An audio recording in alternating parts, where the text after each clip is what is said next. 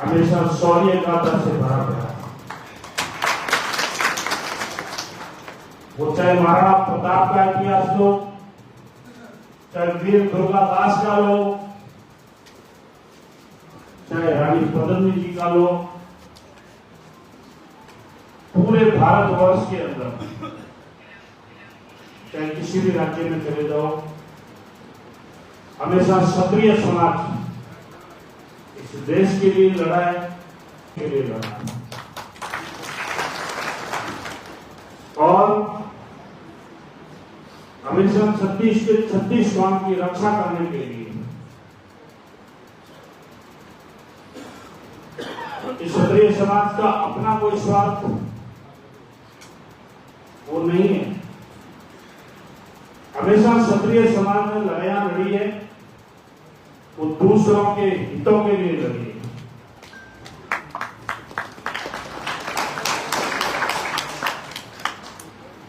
इसलिए क्षत्रिय समाज की शौर्य गाथा को यदि मैं बोलना शुरू करूं तो मैं समझ रहा हूं कि मेरा खुद का पढ़ा हुआ ज्ञान भी कम पड़ जाएगा। शौर्य गाथाओं से इतिहास भरा पड़ा है।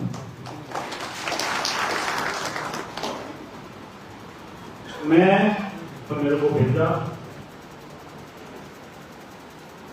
हमारे सबके संरक्षक आदरणीय शंभू सिंह जी साहब,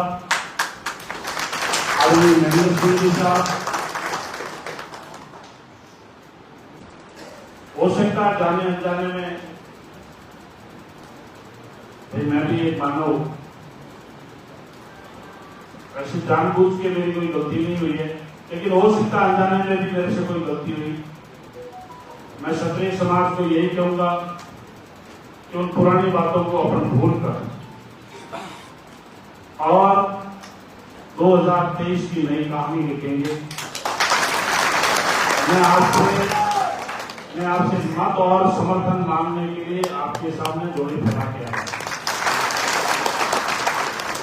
आप मुझे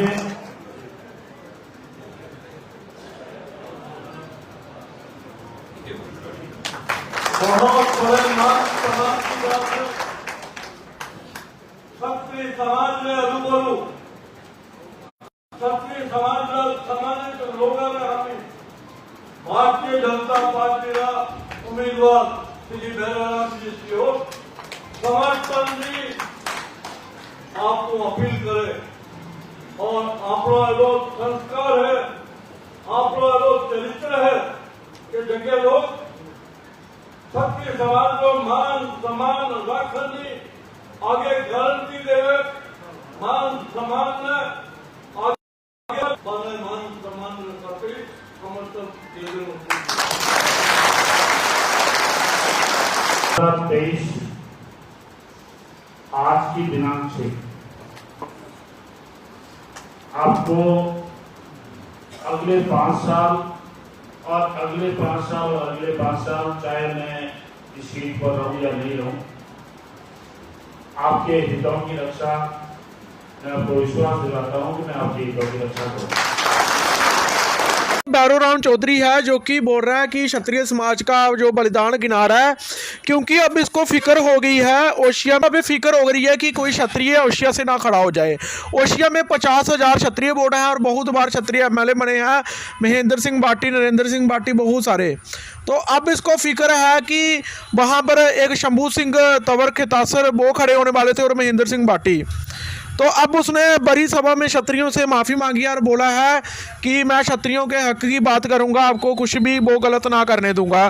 जैसे दिव्या मदेरणा ने जब क्षत्रियों के रावले पर हमला किया गया था, जिन क्षत्रियों ने सबकी माँ बहनों की रक्षा की, उनके रावले पर ही, उनके महल पर ही हमला किया गया था दिव्या मदेरणा के कुछ समर्थकों द्वारा।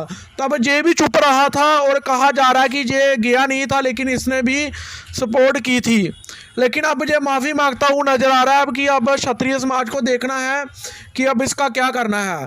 पहली बात तो हमें दिव्या मदेरणा को हराना है जैसे भी, क्योंकि वो बहुत ही ज़्यादा क्षत्रिय विरोधी है, वो बहुत ही उल्टे काम कर रही है क्षत्रियों के खिलाफ। उसे हराने के लिए अब अगर कोई क्षत्रिय नहीं खड़ा हो रहा है तो हमारे जो 50,000 वोट हैं ओशिया सभा में, तो वहाँ पर उस विधानसभा में हम इसको वोट डाल देते हैं और दिव्या मंदेरना को हराने का काम करेंगे। अलग अलग कॉन्स्टिट्यूंसी में हमारे अलग अलग मतभेद रहेंगे। इस कॉन्स्टिट्यूंसी में इसने कसम खाई है बड़े सभा में, अगर ये कसम झूठी निकलती है, इसने खाई है, ज़्यादातर झूठी निकलती है, अगर निकली तो इसको पकड़ने का काम भी ये क्षत्रिय समाज करेगा। क्योंकि कुछ दिन पहले हमने वीडियो बनाकर इसका विरोध किया था और अब ये माफ़ी मांग रहा है।